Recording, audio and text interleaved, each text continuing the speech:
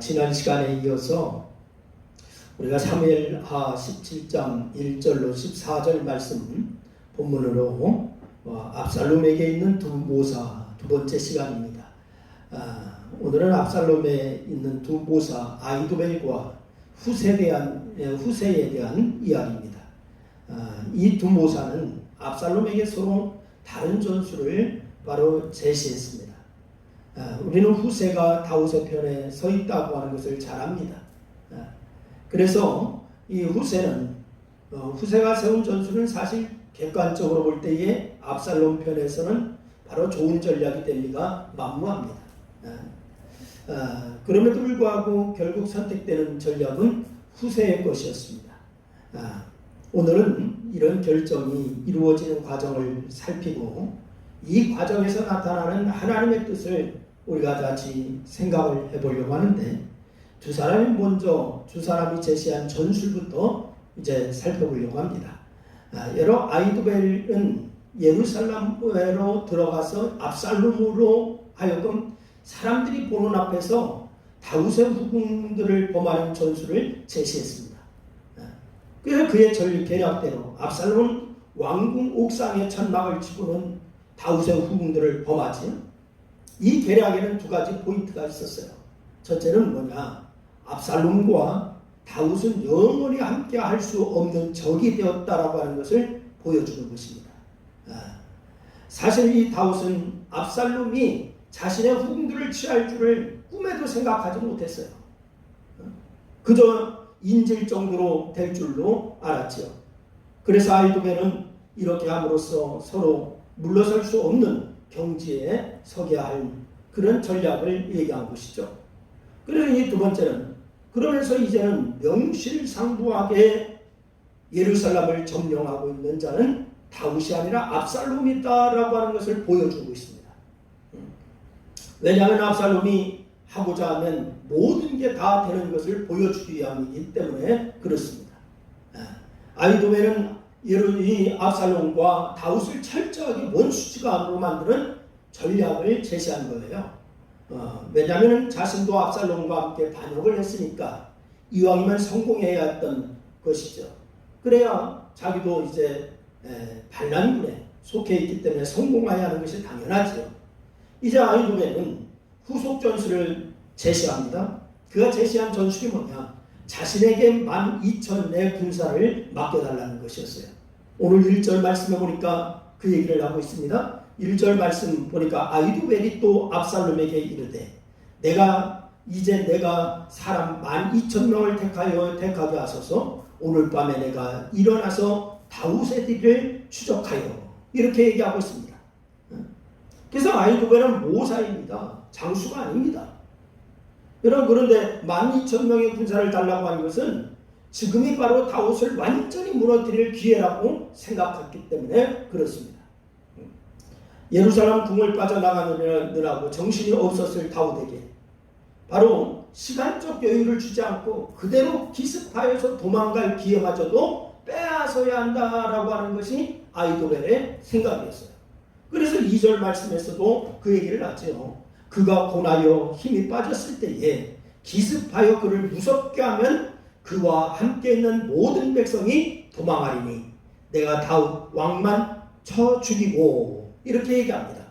그러니까 도망가느냐고 정신이 없고 몸만 빠져온 그 상태에서 아예 그냥 기습하여서 다윗을 전멸시키자, 이런 전략이었습니다.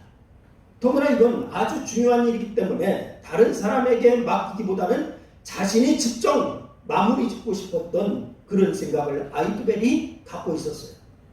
그래서 12,000명의 군사를 달라고 하는 것입니다. 아히도벨이 생각한 건 또 하나 있습니다. 만약 다윗과 대대적인 전쟁을 치른다면 설사 승리한다 하더라도 지혜롭지 못하는 게 됩니다. 그래서 왜냐하면 양측 피해가 클 것이고, 그렇게 되면 설사 승리한다 할더라도 백성들이 만약 기뻐할 수만은 없을 것이기 때문에 그렇습니다. 그래서 아히도벨은 다윗만 제거하는 전략을 세우겠다. 2절에 그렇게 말씀을 주고 있어요. 다윗만 제거하면은 모든 게 끝나기 때문에 그렇죠. 그래서 다윗이 죽으면은 뭔가 잘 모르는 백성들이 당연히 압살롬에게 돌아가게 될 것이기 때문에 바로 아히도벨은 그런 전략을 세우는 것이었습니다. 그러면은 백성도 평안하게 문제가 해결될 것이다. 3절 말씀에 아히도벨이 그 얘기를 해요. 정권을 잡은 사람 입장에서는 정권을 잡는 것만 중요한 게 아니라 백성들이 큰 피해를 보지 않으면서 자신들의 정권이 탄탄해지는 것, 이걸 바라는 겁니다.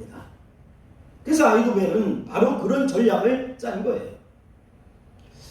전술 전략적인 면에서 보면은 아히도벨의 계략은 최고였습니다. 압살롬과 이스라엘의 장로들도 모두 좋은 방법이라고 생각을 했을 거예요. 만약 압살롬이 아히도벨의 전략을 받아들여서 12,000명의 군사를 그에게 주었다면 압살롬의 쿠데타는 완벽하게 성공했을 거예요. 그런데 제가 만약이라고 하는 이야기하는 것은 이 좋은 계략이 선택되지 않았다라고 하는 거죠. 왜 이 좋은 계략이 선택되지 않았는가? 압살롬은 후세에게도 의견을 들어보는데 후세는 뭐라고 하냐? 압살롬과 전혀 반대의 방법을 이야기를 합니다. 그리고 후세가 제안한 방법은 뭐냐? 사실 최상의 방법이 아니었어요. 아히도벨의 전략이 최상의 방법이었어요. 후세는 다윗의 사람으로 압살롬에게 거짓으로 들어가 있는 자예요.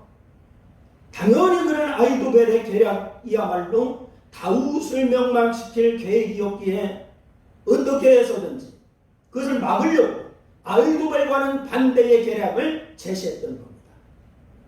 그런데 압살롬의 선택이 후세의 계략이었다라고 하는 것이죠. 이건 후세의 계략을 선택했어요. 그럼 먼저 후세가 어떤 이야기를 어떻게 이야기하고 있는지 우리가 오늘 성경을 통해서 한번 볼 수 있기를 바랍니다.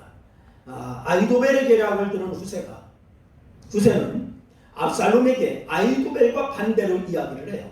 그가 제시한 계략의 주된 내용은 지금 당장 쫓아갈 것이 아니라 전열을 더욱더 다듬어가지고 많은 군사를 끌고 압살롬이 위풍당당하게 다윗과 싸우러 나가야 한다, 이런 얘기를 합니다. 지금은 전열이 정비된 상태도 아니고 그러니까 좀 정비해서 더 많은 군사를 이끌고 위풍당당하게 나갑시다. 이게 후세의 이야기예요. 그런데 후세는 이런 주장을 하면서 문변수를 잘 이용합니다. 먼저 후세는 아히도벨의 계략이 좋지 않다라고 하는데 초점을 맞춰요.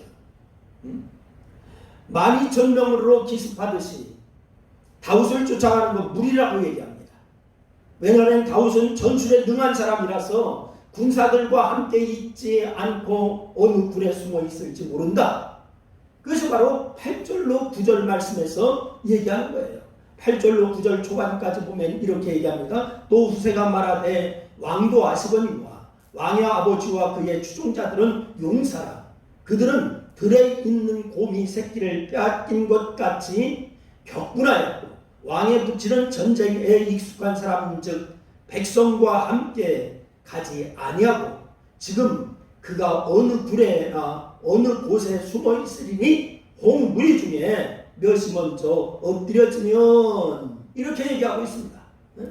그러니까 그럴 수 있는 근거로 뭐라고 하냐, 다윗의 군사들은 전쟁에 능한 사람들이다, 이것을 강조하고 있습니다.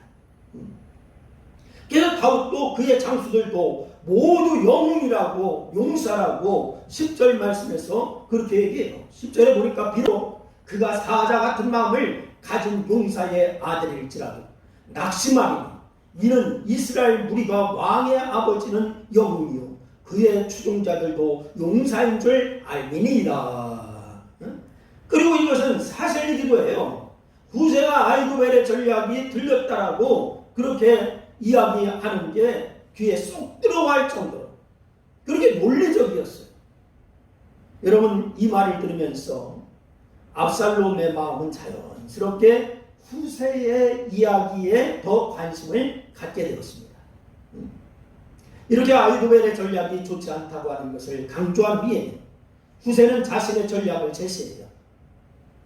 이스라엘의 군대를 단에서부터 브엘세바까지 바닷가에 모래같이 모으고 그 군대 앞에서 압살롬이 앞서서 나가라라고 그렇게 얘기합니다.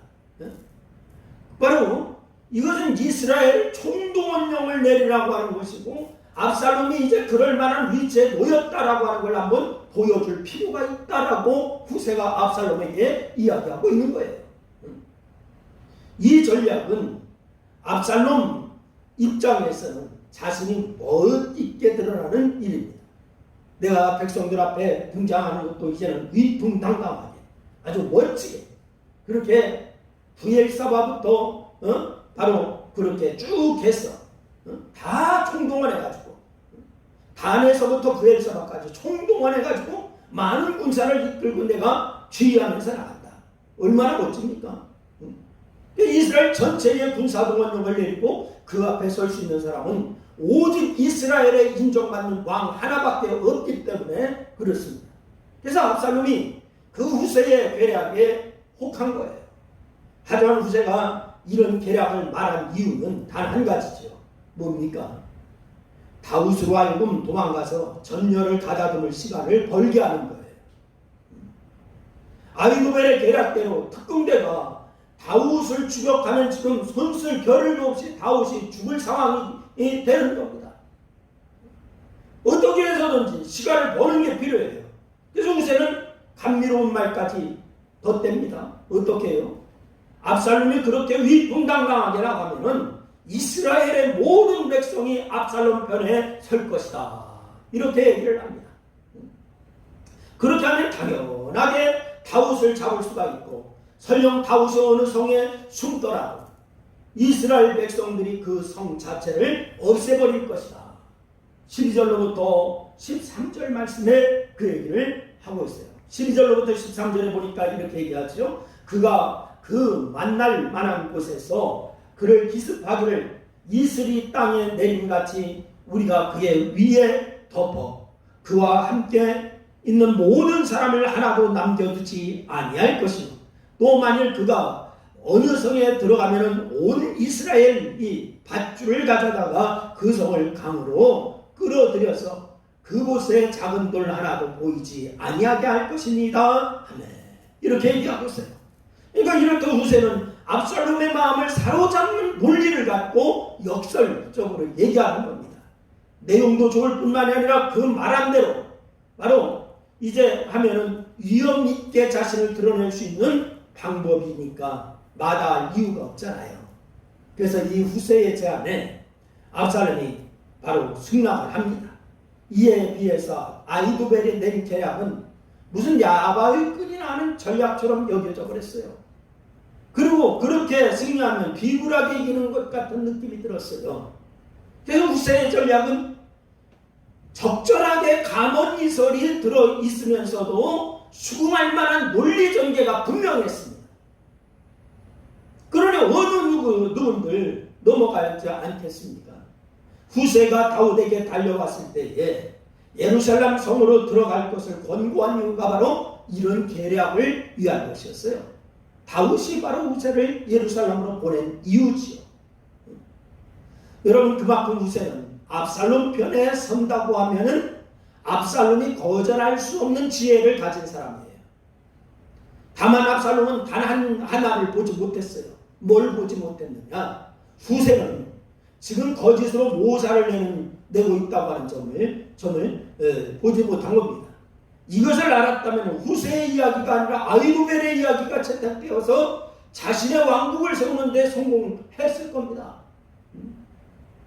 우리는 이 이야기에서 얻을 교훈이 있습니다. 여러분, 아히도벨과 후세의 이야기에서 우리가 어떤 교훈을 얻어야 되겠는가? 후세와 같이 다윗을 구해내기 위해서 거짓 전술을 잘 구사할 수 있는 책략이 오늘 교훈일까요? 아니면 하나님의 일을 위해서라면 위급할 때 후세처럼 거짓말을 해서라도 위기를 넘겨야 한다라고 하는 게 교훈일까요? 아니면 상대방의 진영에 내 사람을 심어 놓아야 한다라고 하는 게 교훈일까요? 이거 어느 하나도 하나님이 기뻐하실 만한 것은 아닙니다. 이런 것들은 하나님이 바라시는 것이 아니에요. 여러분, 그렇다면 후세의 모략으로 다윗이 살아난 이 사건, 압살롬 입장에서 보면 두 모사 중에 완전히 다른 계략 중에 아히도벨이 아니라 후세 이야기를 선택해서 생긴 이 결과에 대해서 우리가 어떤 신앙적 교훈을 얻을 수가 있습니까? 두 가지 면에서 본문의 교훈을 생각해 볼 수가 있습니다. 하나는 하나님께서 당신의 언약을 이루어 나가셨다라고 하는 점입니다. 여러분, 오늘 이야기의 포인트는 후세의 거짓 진술이 아니에요. 물론 우리가 후세 입장이라면 아마 후세처럼 최선을 다해야 합니다. 의로운 결과를 맞이하기 위해서 자신이 할 수 있는 모든 노력을 다 해야 합니다. 사실 후세의 전략은 압살롬을 위한 것이 아니고 다윗을 위한 것이니까 그는 최선을 다한 것이에요. 우리는 이런 어느 상황에 놓였든지 포기하지 않고 끝까지 최선을 다하는 자세를 가져야 될 줄로 믿으시기를 바랍니다. 그것은 당연한 거지요. 하지만 본문이 우리에게 주는 교훈은 그게 아니에요. 압살롬이 우리에게 이로운 방법인 아히도벨의 계략을 포기하고 후세의 계략을 선택한 것은 하나님께서 그의 눈과 귀를 멀게 하셨기 때문에 이루어졌다라고 하는 사실을 기억하시길 바랍니다. 하나님의 섭리의 역사가 있었다는 거예요. 우주 만물의 모든 주관자가 우리 아버지 하나님이신 줄로 믿으시길 바랍니다. 여러분의 인생의 모든 삶도 하나님께서 주장하시는 줄로 믿으시길 바랍니다. 그러니까 다윗을 보아여서 당신의 언약을 이루시려고 하는 하나님의 계획이 후세의 의견이 채택되도록 그렇게 만드신 거예요. 우리가 착각하지 말아야 할 것이 바로 이 부분인 거예요. 우리는 우리가 최선을 다해서 무언가 노력을 했기 때문에 하나님께서 복을 주시는 줄로 생각할 때가 너무나 많습니다. 이건 일반적인 겁니다. 여러분, 성도가 아니더라도 당연히 이런 자세를 갖고 사는 것은 당연합니다. 성도면서 이 정도의 삶도 살지 않고 포기한다면 그것은 세상만도 못한 거예요. 우리가 이를 그렇게 무언가 했기 때문에 하나님께서 복을 주시는 것이라면은 그것을 은혜라고 이야기할 수가 있겠습니까? 아니죠. 그 노력에 대한 당연한 보상이지 하나님이 거저 주시는 은혜와는 거리가 먼 거예요. 우리는 우리의 신앙은 이런 수준으로 끝내버리는 경우가 종종 있어요. 여러분, 오늘 본문에서도 그렇게 착각할 수 있습니다. 그런데 그렇지 않아요. 오늘 이 본문 말씀을 보니까 그런 일반론을 강조하는 게 아닙니다. 하나님이 언약하시고 계획하신 것은 어떤 일이 있더라도 설령 그게 불가능한 상황이다 하더라도 전혀 생각하지 못한 하나님의 개입하심으로 반드시 이루어진다. 이게 바로 오늘 본문에 우리에게 주시는 교훈입니다. 이게 우리가 갖는 신앙입니다. 그래서 성도는 절망 가운데서도 하나님을 바라봐야 되는 줄로 믿으시기를 바랍니다. 지금 시대적으로 너무 어렵습니다. 코로나로 인하여서 또한 많은 사람들이 어려워하고 있어요. 우리 성도들도 어렵고 교회도 어려워요. 그러나 하나님의 은혜의 언약이 신실할 것을 바라보는 믿음이 이것만은 타협할 수가 없는 믿음인 줄로 믿으시길 바랍니다. 성도가 세상에서 당당할 이유는 이것밖에 없어요. 사실 하나님이 내 편이시고 하나님이 나를 구원하셨고 하나님이 내게 베푸신 십자가의 구원에서 나를 끌어낼 것이 낼 것이 세상에는 아무것도 없다. 바로 하나님의 사랑에서 끊을 자가 없다. 이것을 아는 게 믿음이고 이게 복음인 줄로 믿으시기를 바랍니다. 그래서 믿음을 가진 자는 환난 가운데서도 당당함을 잃지 않는 거예요. 여러분 자신이 열심히 하면 살아날 길이 열릴 것이라고 하는 도덕적 인간론에 빠져서는 안 됩니다. 물론 여러분 세상 살면서 열심히 살아야 합니다. 최선을 다해야 됩니다. 그러나 그 가운데 하나님이 도와주시고 하나님이 인도하신다고 하는 사실을 잊지 마시길 바라요. 하나님의 절대 주권을 믿고 그 하나님만 바라보고 나가는 거예요. 그게 바로 믿음이에요. 여러분의 믿음이 그런 믿음으로 승리하기를 주의 이름으로 축원합니다. 그래서 오늘 본문 말씀은 하나님께서 다윗을 보호하시고 인도하시고 그 왕위를 끊어지지 않게 하시겠다라고 하신 말씀을 이루어 나가는 과정이다라고 하는 것을 보여주는 거예요. 하나님이 다윗에게 그 약속을 이미 주셨지 않습니까? 그래서 오늘 본문이 주는 교훈 두 번째는 뭐냐? 하나님 앞에서 우리가 가질 것은 기도할 수밖에 없다는 것을 기억하시길 바랍니다. 하나님께서 압살롬으로 하여금 아히도벨의 계략이 아니라 후세의 계략을 선택하도록 하신 이유가 어디에 있을까요? 하나님께서 당신의 약속을 이루어 가시는 것 외에 하나를 더 보아야 하는 것이 있는데 그러기 위해서 이미 살펴본 15장 30절로 37절 말씀 이걸 우리가 소환해서 봐야 돼요. 15장 30절로 37절 말씀 뭐예요? 여러분 압살롬의 반역 소식을 듣고 황급히 예루살렘을 빠져나가는 다윗에 대한 이야기가 나와 있어요. 이때의 다윗의 모습을 표현한 것이 15장 30절 말씀에서 말씀합니다. 제가 읽겠습니다. 15장 30절 다윗이 감람산 길로 올라갈 때 그의 머리를 그가 가리고 맨발로 울며 가고 그와 함께 가는 모든 백성들도 각각 자기의 머리를 가리고 울며 올라가리라. 여러분 다윗이 감람산 길을 맨발로 올라갔다고 하는 거 슬픔과 회개로 기도하며 나갔다는 거예요. 그를 따라가는 자들도 자기 머리를 가리고 울면서 감람산으로 올라갔다라고 하는데 이들도 역시 다윗과 같이 하나님 앞에 회개하며 올라간 것을 보여주는 말씀입니다. 그래서 압살롬의 무리 중에 아히도벨이 있다라고 하자 다윗은 15장 31절 말씀에서 얘기해요. 여호와여 원하건대 아히도벨의 모략을 어리석게 하옵소서. 이 다윗의 기도입니다. 여러분이 다윗의 기도가 오늘 본문 말씀에서 아히도벨의 계략이 채택되지 않게 하는 그런 응답으로 이루어지고 있어요.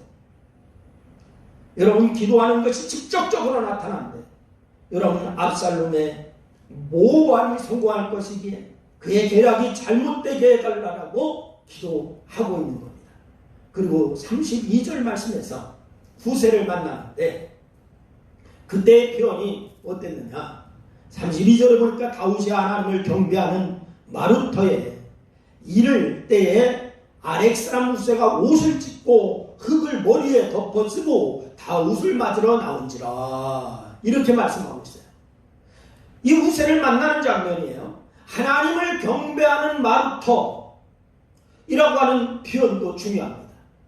여러분, 감람산에 맨발로 올라가는 것과 이것들을 전부 연결하여서 다윗은 기도한 것을 보게 된 거예요. 다윗이 기도하고 있다는 거예요.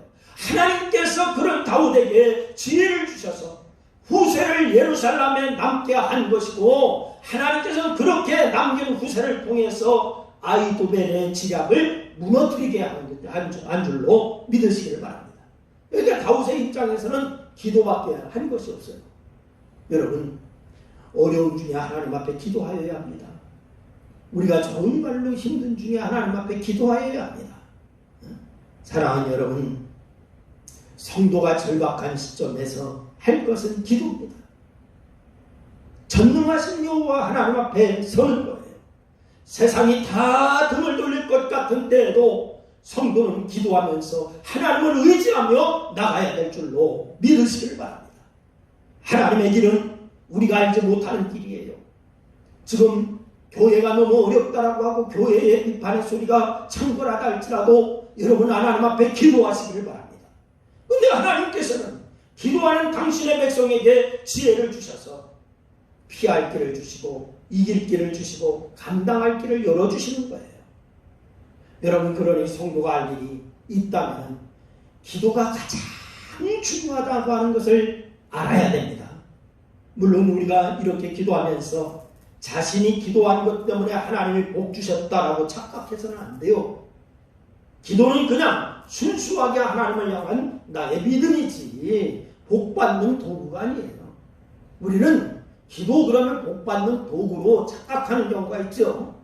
우리에게 이루어지는 응답이나 보호하시는 전적으로 하나님의 은혜이지 내가 잘해서 되는 게 아니에요. 압살롬의 두 모사 아히도벨과 후세의 전략 중 후세의 전략이 실행된 것은 이렇게 하나님께서 당신의 백성을 끝까지 지키시고 역사하시는 은혜 때문인 줄로 믿으시기를 바랍니다. 그러니 우리는 그런 하나님을 의심하지 않고 철저히 기도하는 모습이 있기를 주의 이름으로 축원합니다. 오늘도 우리는 하나님의 언약에 대한 신실성과 그런 하나님 앞에 기도하는 우리 모두가 될 수 있기를 주님의 이름으로 축원합니다. 기도하겠습니다.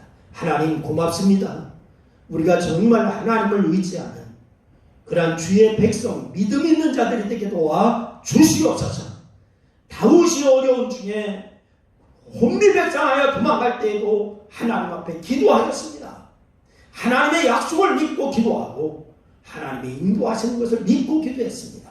그 결과 하나님을 끝까지 그의 백성을 책임지는 역사를 보여주신 줄로 믿습니다. 주께서 오늘도 우리에게 그런 믿음 주시고 기도의 용사가 되게 하시기를 소원하며 예수님의 이름으로 기도드려옵나이다. 아멘. 아멘. 할렐루야. 감사합니다.